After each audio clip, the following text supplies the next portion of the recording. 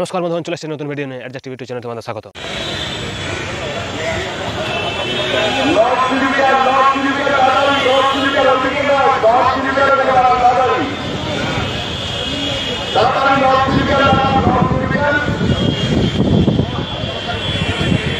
বন্ধুগণ, প্রথমেই বলবো, রানী তোমার কাপড় কোথায়? হ্যাঁ বন্ধুগণ, হ্যাঁ, আজকের দিনে সেই উলঙ্গ রাজার লিও টলস্টয়ের লেখা, নীরেন্দ্রনাথ চক্রবর্তীর লেখা উলঙ্গ রাজা নামক কবিতায় রাজা তোমার কাপড় কোথায় কথাটি বললে আজ মানায় না। আজকে একটাই প্রশ্ন মানায়, রানী তোমার কাপড় কোথায়? রানী তোমার কাপড় কোথায়? আজকে এই প্রশ্নটাই বারংবার উঠে আসছে। আজকে সেই দিন এসে গেল, আর যোগ্য শিক্ষকরা তারা মর্মাহত, আশা হারিয়ে ফেলছে। তারা তাদের সর্বোচ্চটুকু দিয়ে আন্দোলন করে আসছে, রাত দিন জেগে আন্দোলন করে রাস্তার উপর রাত কাটিয়ে মিলেমিশে এই আন্দোলন চালিত করতে চায় অর্ধনগ্নভাবে। ভাবতে পারছেন তাদের আর কি উপায়? তারা আর কিভাবে আন্দোলন করলে এই বাংলার মুখ্যমন্ত্রী তাদের আওয়াজগুলো কানে নিবে? বয়স্ক মা বাবাদের সাথে থেকে আন্দোলন করেও এই বাংলার মুখ্যমন্ত্রীর কানে তাদের আর্জি, তাদের যোগ্য আওয়াজ, ন্যায় বিচার তারা আর পায়নি।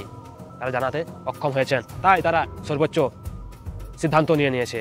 তারা আন্দোলনের পথে এগিয়ে চলেছে শিয়ালদহ থেকে নবান্ন অভিযানে। আবারও একবার শিয়ালদহ থেকে নবান্ন অভিযান। এই অভিযান কেবলমাত্র শুধু একটা অভিযান হয়ে রইবে না, ইতিহাসের পাতায়, বাংলার বুকে ইতিহাসের পাতায় এই অভিযান চিরন্তন সত্য হয়ে রয়ে যাবে। কিভাবে এই আন্দোলন তারা ঘোষণা করেছে? কেবলমাত্র একটা আন্দোলন হিসেবে নয়, তারা অর্ধনগ্ন অবস্থায় আন্দোলন করতে চায়। শিক্ষক শিক্ষিকা থেকে সমস্ত শিক্ষাকর্মী তাদের আর্জিগুলো নিবে। দুর্ভাগ্য যে গোটা বাংলা জানছে তাদের সাথে অন্যায় হয়েছে, তবুও বাংলার মুখ্যমন্ত্রী মানতে নারাজ। তার নিজের দলের ঘুষখোর নেতাদের জন্যই তাদের আজ এই অবস্থা, তাদের চাকরিগুলো চলে গেছে। সেই পার্থ চট্টোপাধ্যায় ও অর্পিতা মুখার্জির মতো ঘুষখোর কিছু নেতা নেত্রী মমতা ব্যানার্জি দলের, অথচ তারা নির্দ্বিধায় আরামসে আছে। কোটি কোটি টাকা তাদের বেড থেকে উদ্ধার হওয়ার পরেও তাদের কোনো যায় আসে নাই। বাংলার মানুষ ভরে সেই টিএমসিকেই ভোট দিচ্ছে, মমতাদিকে ভোট দিচ্ছে সেই ভাতার বিনিময়ে, যে কারণে আজ এই যোগ্য চাকরিহারা শিক্ষকদের এই অবস্থা। একটা সময় ছিল বন্ধুগণ, একটা সময় ছিল যখন কি করতো পুলিশের কি কাজ ছিল? চোরদেরকে ধরত। কাদেরকে ধরতো? ডাকাতদেরকে ধরতো। কিন্তু এখন পুলিশ কাদেরকে ধরছে? শিক্ষকদেরকে ধরছে। হ্যাঁ বন্ধুগণ, তারা যখন শিয়ালদা থেকে ডাক দিল নবান্ন অভিযান মুখ্যমন্ত্রীর সাথে দেখা করার জন্য, একটা ভদ্রভাবে আন্দোলনের মাধ্যমে, কিভাবে? জাস্ট উলঙ্গভাবে, অর্ধনগ্নভাবে, কিন্তু যাতে মুখ্যমন্ত্রীর কাছে তারা পৌঁছাতে না পারে, এই ধরনের আন্দোলন করতে না পারে, আয়োজন করতে না পারে, তার জন্য পুলিশের ধরপাকড় শুরু হয়ে গেল সকালবেলা থেকে পুলিশের ধরপাকড় শুরু 31শে মে সকালবেলা থেকে। কেন তাদের এই অবস্থা? মুখ্যমন্ত্রী কেন শুনতে চাইছেন না? মুখ্যমন্ত্রী জানে যে এইভাবে যদি আন্দোলন করে তাহলে 26শে ভোটে জেতার আর কোনো সম্ভাবনা নেই, নিশ্চিত তারা হারবে, যে কারণে আন্দোলন রুখছে।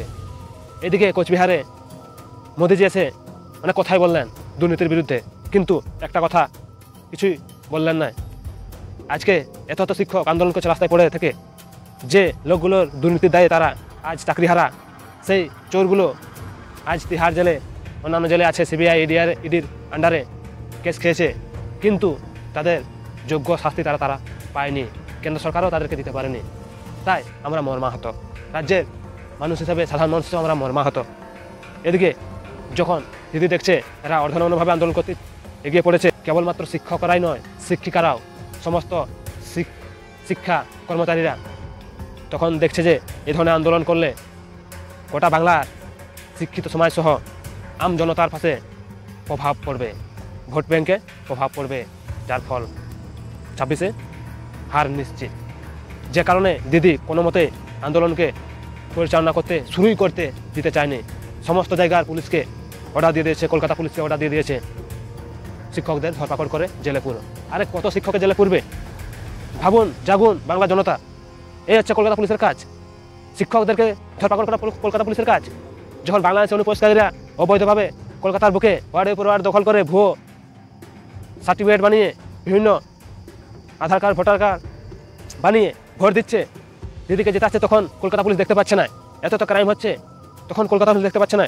এই তো সেদিন আজিকার ঘটনা ঘটলো, নির্মম ঘটনা ঘটলো, তখন কলকাতা পুলিশ কোথায় ছিল? তারা কি তখন বধির?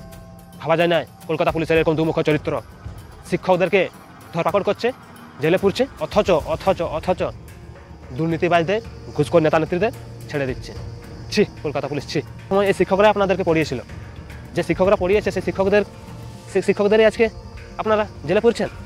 মানে এরকম হচ্ছে যে আপনাদের যে মা বাবাগুলো আপনাদেরকে মানুষ করেছে, বড় করেছে, পুলিশ চাকরি করতে সাহায্য করেছে, শিক্ষিত করেছে, সেই মা বাবাদেরই আপনারা পরবর্তীকালে টাকার বিনিময়ে বৃদ্ধাশ্রমে ফেলে দেবেন, ডাস্টবিনে ছেড়ে আসবেন। ছি ছি ছি ছি ছি কলকাতা পুলিশ, ছি।